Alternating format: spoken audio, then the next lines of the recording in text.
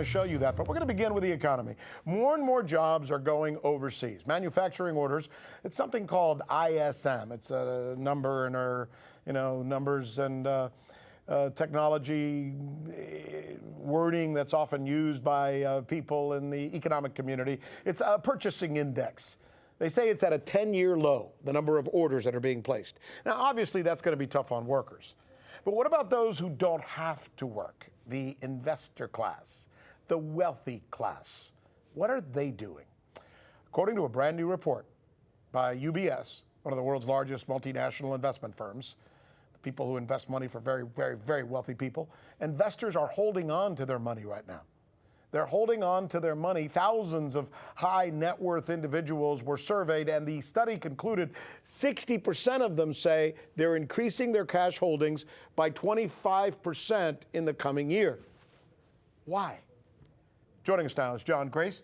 He is the founder and the president of Investors Advantage Group. Interestingly enough, he manages assets of about $800 million, so he manages money for a lot of these high net individuals, and he's good enough to join us. What do you make of this report, and what should we take from it?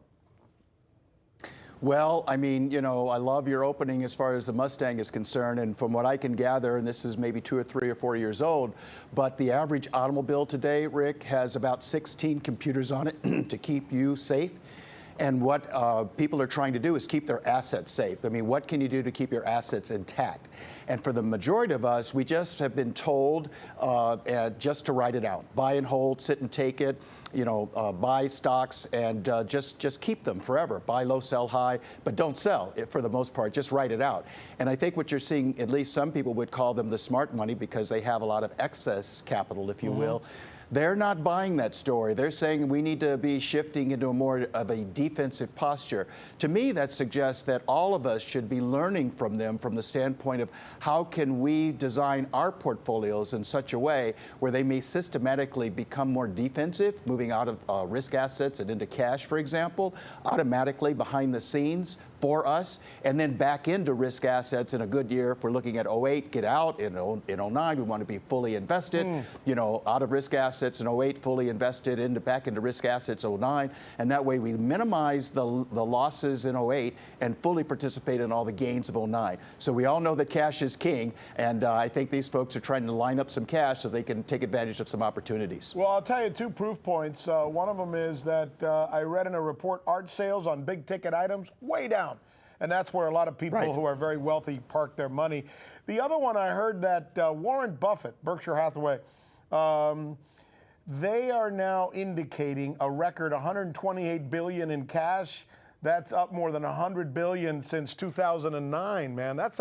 What do those 2 things tell you, and what should we as workers take from it, the average American?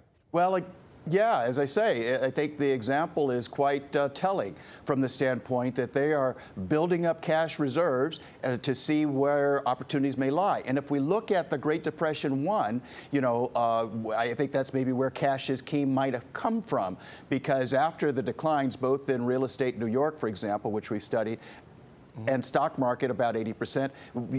If you were able to keep your cash and get it off out of those risk assets, then you saw prices decline, and now you could take advantage of opportunities you never imagined would fall in your lap. What about, though, what we're being told by our government? Because while the very wealthy have the opportunity to have someone like you manage their assets who know all of this information because you're looking at all the different trends, the average guy out there with a 9-to-5 job is being told this is the greatest economy in the history of the world, and they just got this unbelievable tax break. Oh my goodness, they should probably spend, right? Not save. Well, yes, and let's understand some of what we're seeing right now are some people are saying, you know what, let's do the gift exchange thing. We didn't do that in the past, but I always felt guilty about spending all this money. And let's understand that what's been keeping the economy going has been the consumer. Unfortunately, the consumer's debt level is the highest it's ever been in history. And the way I look at it with some sources like David Stockman, it's about $2 to $3 trillion higher this year than it was in 2008. But that's not fair. They're out of fuel. That's not fair. If the rich guys know the score and the not-so-rich guys don't know the score, pardon me, and are officially being given bad information by the media and by their government, that's not fair to them. Well, I completely agree.